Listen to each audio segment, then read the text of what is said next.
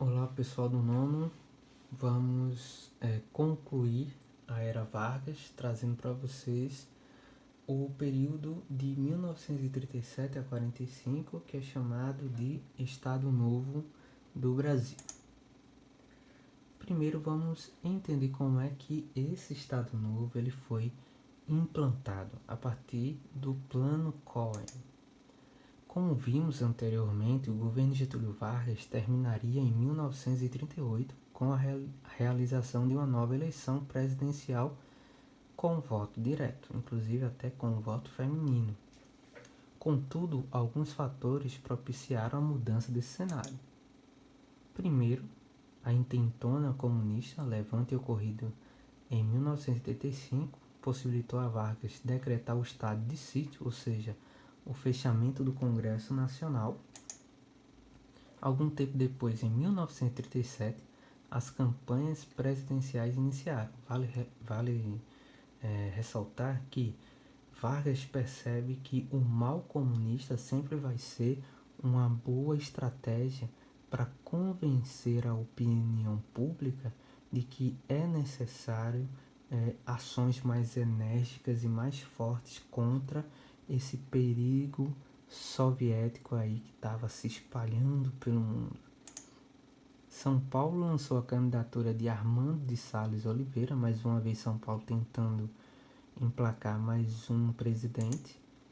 Na outra chapa, apoiada pelo governo, estava o paraibano José Américo de Almeida. Inclusive, se você lembrar, era um paraibano que foi candidato a vice de Vargas em 1930, o João Pessoa, que é assassinado aqui em Recife. Então essa parceria Vargas e Paraíba, ela vai continuar.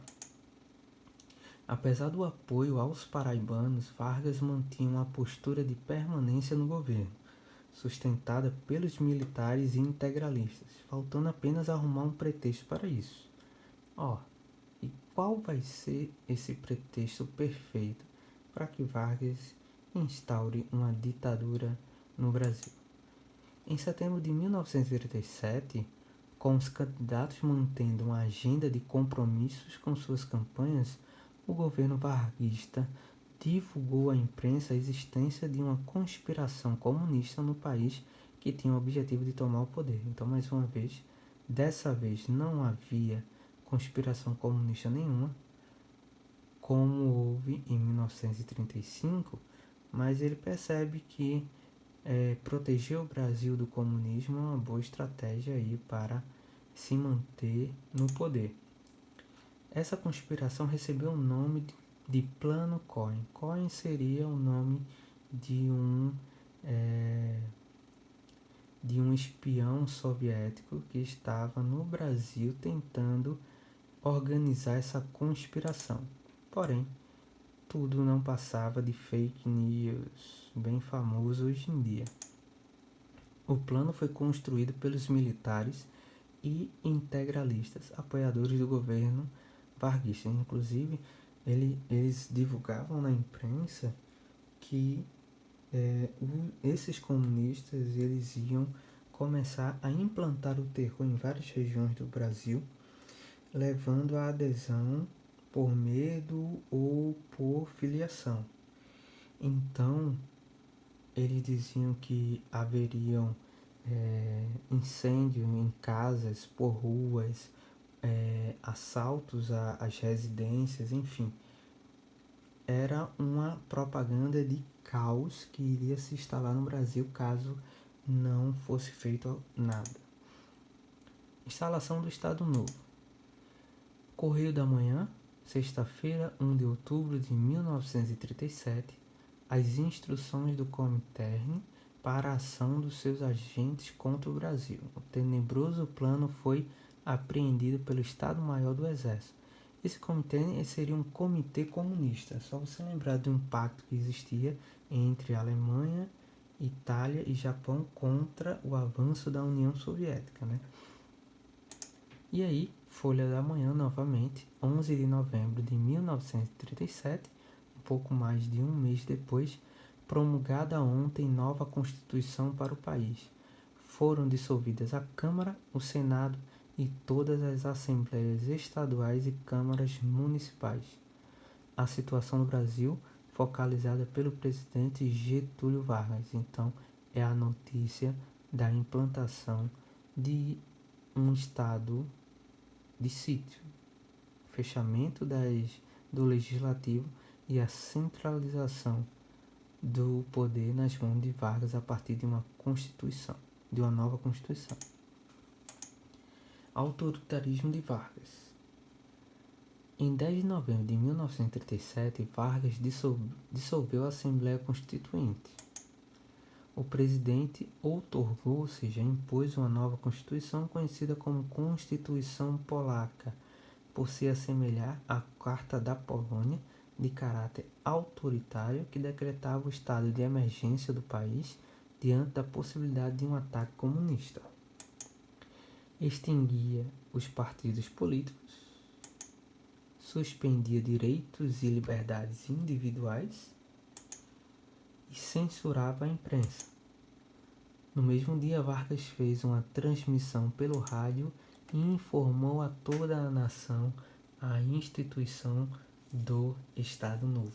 Certo? Como Vargas tinha apoio dos militares e de outros grupos que se beneficiaram com seu governo anos anteriores a 37, o país apenas assistiu à instalação do Estado Novo. No plano econômico, conhecido como nacional desenvolvimentismo, Vargas conseguiu o apoio dos Estados Unidos que, envolvidos na Segunda Guerra Mundial, buscaram o apoio brasileiro. Vargas contraiu grandes empréstimos para investir na nacionalização da economia, principalmente criando grandes estatais. Esses grandes empréstimos vai aí gerar uma grande dívida externa do Brasil com os Estados Unidos, que vai ano após ano se acumulando e gerando o nosso subdesenvolvimento diante dos Estados Unidos. Nacional desenvolvimentismo e as estatais. As estatais são empresas onde o Estado controla. Além disso, Vargas criou em 1938 o Conselho Nacional do Petróleo, CNP, estatizando a exploração e refino das produções de petróleo existente e o controle sobre a distribuição. Então, o petróleo encontrado no Brasil deveria ser explorado e distribuído por agentes nacionais. Então, Vargas ele não privatizou a exploração do petróleo. Claro que os Estados Unidos ele vai ser o grande interessado em petróleo no mundo. É só você aí observar o que os Estados Unidos já fez em busca de controlar essa exploração mundo afora. Porém, Vargas não abriu e nacionalizou a exploração do petróleo. Então, o ouro negro do Brasil. Novos rumos para a economia brasileira saiu no jornal O Globo, para você ver o quanto isso foi comemorado naquela época. Já em 1941 foi criada a Companhia Siderúrgica Nacional, CSN, cujo objetivo era produzir aço para o consumo interno. Então, para a industrialização do Brasil prosseguir, precisava de uma indústria de base. E essas são as indústrias de base que fornecessem a matéria primordial aí para a instalação de outros tipos de indústria. Então, o aço ele é muito importante para isso. Então, tá aí a primeira grande siderúrgica do Brasil, controlada pelo Estado. Em 1942 foi fundada a Companhia Vale do Rio Doce, com o objetivo de explorar minérios de ferro na região de Minas Gerais. Outra grande matéria importante para a indústria, que era o ferro. Essa Vale do Rio Doce ela foi privatizada pelo ex-presidente Fernando Henrique Cardoso e ela foi responsável aí pelos acidentes ambientais de Brumadinho e de Mariana. E, nesse mesmo ano, a criação da Companhia Hidrelétrica do São Francisco, conhecida como CHESF. Então, através de grandes empréstimos dos Estados Unidos, Getúlio Vargas, ele coloca em prática o seu plano de tornar o Brasil país industrial, criando aí empresas estatais importantes para o início dessa industrialização: petróleo, aço, ferro e energia elétrica. Nossa Revolução Industrial, será?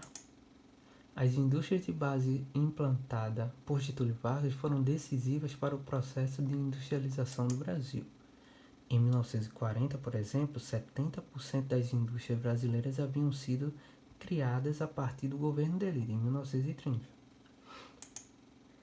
Ainda que as principais políticas de Vargas se concentrassem no incentivo às indústrias, e ele também apoiou a agricultura e passou a controlar a produção principalmente do café, que ainda era o carro-chefe do período, a fim de não permitir uma crise de superprodução como tinha acontecido lá em 29, com toda aquela crise da Bolsa de Valores de 29 que acabou acertando o Brasil em cheio.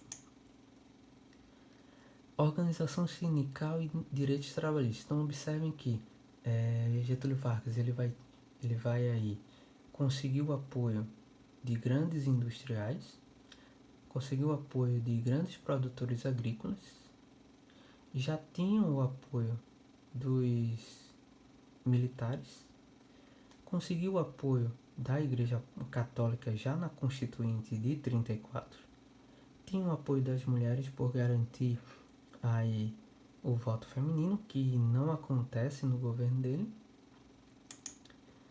e também dos trabalhadores. Os trabalhadores que são responsáveis pela produção do país e, consequentemente, os consumidores da maior parte da produção sempre foram alvos dos presidentes brasileiros. Obviamente, porque os próprios trabalhadores que produzem são eles que consomem e os responsáveis pela vida econômica do país. Com a ampliação e a valorização da industrialização durante o governo varguista, os trabalhadores passaram a ser a principal preocupação do Estado Novo. Em 1943, Getúlio Vargas decretou a consolidação das leis do trabalho, conhecida como CLT, que está em vigor até hoje, mas com várias modificações do texto original da época de Vargas, cujo objetivo era unificar a legislação existente sobre as relações de trabalho no Brasil. Inclusive, várias dessas leis já existiam na Constituição de 34. Com essa consolidação das leis trabalhistas, Vargas vai aí consolidar também o apoio dos trabalhadores ao seu governo. Trabalhadores do Brasil era como ele iniciava o seu discurso nas rádios e nos comícios. Então, a política acerca do trabalho não regulava somente a relação entre empregador e empregado, mas também os sindicatos, submetendo-os ao controle do Estado e organizando-os por categoria profissional. Ok, os sindicatos puderam ser criados, porém, quem controlava os sindicatos era o próprio Estado. Foi criada também a Justiça do Trabalho com a função de conciliar empregadores e empregados. Lembrando que essa função antes era dos sindicatos e a partir de Vargas vai ser da Justiça do Trabalho, como uma forma aí de desarticular a influência dos sindicatos no meio dos trabalhadores. Foi instituído o imposto sindical, que correspondia ao valor de um dia de trabalho anual do funcionário e era repassado ao sindicato e à Justiça do Trabalho. Greves foram proibidas por serem consideradas incompatíveis com a produção nacional e os trabalhadores que aderissem a elas eram severamente punidos. Então, como um bom ditador, como um ditador raiz, o Getúlio Vargas ele concede direitos, concede benefícios, porém quer em troca a liberdade de expressão das pessoas. Em 1939, Vargas criou o Serviço de Proteção aos Índios, o SPI, com o objetivo de enaltecer a imagem dos indígenas e incorporá-los à sociedade brasileira. Isso era uma tentativa de renunciar aí séculos de uma versão cultural brasileira a partir da visão do europeu. Pela primeira vez aí, as bases culturais elas estavam sendo construídas com imagens de características brasileiras, e uma delas é o índio. Apesar de um índio ter um serviço de proteção, o que Vargas vai conseguir fazer é organizar os índios de uma forma em que os índios não precisem de organização de grupos de oposição ao governo. Apesar de existir esse órgão, o que vai acontecer na prática é que Vargas vai submeter os índios à sua autoridade, como qualquer outro morador do Brasil, e a exploração de suas terras.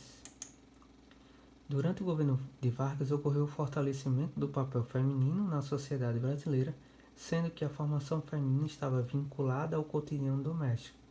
No âmbito externo, as mulheres eram preparadas para atuar no magistério. Então, as mulheres que não quisessem viver uma vida doméstica de mulher e de mãe, ela poderia, além disso, ser professoras. Então, Vargas estava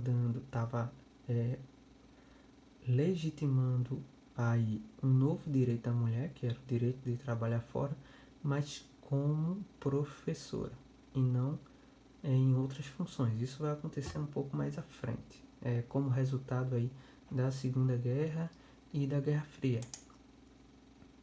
Censura e propaganda. Com a criação do Departamento de Imprensa e Propaganda, o DIP, o governo de Getúlio Vargas difundiu a ideologia referente ao Estado Novo, principalmente no que se refere ao ideal nacionalista. Como eu disse, Vargas vai construir aí uma imagem do brasileiro, vai construir as bases teóricas da cultura brasileira. Então, por exemplo, coisas que eram impossíveis de ser considerado como genuinamente brasileiras, Vargas vai tomar isso como, de fato, origens da nossa cultura, como o samba. O samba, antes de Vargas, era coisa de malandro, era coisa de vagabundo, e as pessoas eram presas por crime de vadiagem se caso fossem pegas em roda de capoeira, em roda de samba e etc. E aí Vargas vai transformar isso que era proibido em uma manifestação da cultura popular, autenticamente brasileira, como também outras manifestações. As políticas governamentais que não contavam com tanto apoio popular eram o alvo principal das campanhas de propagandas governamentais. Então, através da imprensa, o Getúlio Vargas ele ia propagando as ideias desse ideal nacional, desse ideal brasileiro. O DIP também intervinha na produção musical, incentivando as canções que exaltavam o trabalho e combatiam a boemia, ou seja, o ócio, o ato de não gostar de trabalhar, mas gostar de aproveitar a noite. Então, isso era incompatível com esse ideal de brasileiro. Percebendo o alcance do rádio com a população brasileira, a partir de 1932 já Vargas determinou uma grande mudança na programação. Antes desse período, então percebo que Vargas vai controlar até a programação que vai passar no rádio. Antes desse período, os rádios só tocavam canções. Vargas aprovou que as empresas de rádios fossem obrigadas a veicular propagandas governamentais ao longo de suas programações. E para deixar isso bem mais intenso, em 1938 foi criado o programa Hora do Brasil, hoje se chama A Voz do Brasil, que todas as rádios deveriam reproduzir diariamente no mesmo horário. Hoje a Voz do Brasil ele passa às 18 horas de segunda a sexta.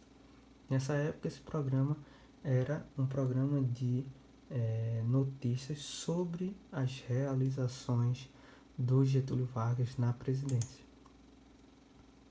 E a educação? Assim como o rádio, a educação também foi algo de reorganização. Francisco Campos, à frente do Ministério da Educação e Saúde, em 1930, já promoveu uma série de mudanças na organização do currículo das escolas. E olha, esse currículo ele era muito inspirado no currículo da Alemanha nazista, onde o letramento, as matérias principais e principalmente a prática esportiva, ela foi muito difundida nas escolas, porque era o ideal de construção de um brasileiro são de mente, saudável de mente, pelo estudo, e saudável fisicamente pela prática esportiva já aí obrigada na escola. O currículo passou a ser seriado e a frequência obrigatória, assim como o diploma de nível secundário, hoje chamado de ensino médio, para o ingresso à universidade. Uma outra coisa também, houve grande incentivo ao ensino profissionalizante. Getúlio Vargas acabou criando aí uma lógica na educação. As pessoas que não podiam dar continuidade aos seus estudos, porque estudar era uma coisa cara, eles estudavam, faziam um ensino médio, um nível secundário, e faziam um curso técnico. E ali ele já saía com um diploma para atuar nas indústrias e outras áreas, certo? Então era isso que as pessoas mais pobres elas podiam chegar. Já as pessoas mais ricas, além do ensino secundário, eles tinham aí um campo totalmente aberto no ensino universitário. Saindo do ensino universitário, eles chegavam a atuar nas funções de liderança nas mesmas áreas em que os pobres profissionais eles iam atuar. No nível superior, procurou-se construir universidades em vez de escola de nível superior. Então vamos lá. Como acabou então? A ação do governo varguista de entrar na Segunda Guerra Mundial em 1942 para combater regimes nazifascistas não condizia com o governo que, em linhas gerais, apresentava as mais características totalitárias do que democráticas. Então, Getúlio Vargas ele entra na Segunda Guerra Mundial do lado dos Estados Unidos, Inglaterra, França e União Soviética contra os países que ele se inspirava. A Itália de Mussolini fascista e a Alemanha nazista de Hitler. Então, depois que esses dois líderes nazifascistas são derrotados na Segunda Guerra Mundial, vai haver no Brasil uma pressão política gigantesca para que o Brasil também seja agraciado com o fim de um governo antidemocrático, como também acabou na Alemanha e na Itália. Então ele mesmo combate a esses governos ditatoriais e depois, quando a guerra acaba, ele é pressionado a deixar o governo. Com base nisso, várias manifestações ocorreram no Brasil exigindo o fim do governo de Getúlio e o retorno da democracia brasileira. O presidente pressionado começou a ceder e a promover mudanças em sua administração. Isso era uma clara ação de que ele não iria renunciar, mas que estava disposto aí a fazer algumas mudanças. Mas aí ele é obrigado, em outubro de 1945, forçado pelos militares a renunciar. Então olha que coisa louca, os militares colocam ele no poder em 1930, os militares ajudam ele a instalar o Estado Novo, e são esses mesmos militares que forçam ele a renunciar. O poder ficou provisoriamente com o presidente do Supremo Tribunal Federal, José Linhares, até as próximas eleições, que aconteceu no mesmo ano de 45. Então, Getúlio Vargas ele renuncia depois de muita pressão, porém existia os grupos que eram a favor da permanência de Getúlio, que iam para as ruas também fazer manifestação com faixas dizendo queremos Vargas. E esses grupos, esse movimento foi chamado de queremismo por conta da frase, certo? Então, gente, espero que vocês tenham gostado. Revisem assistindo novamente essa aula e aproveite para fazer suas atividades simultaneamente. Então, bons estudos e até a próxima aula.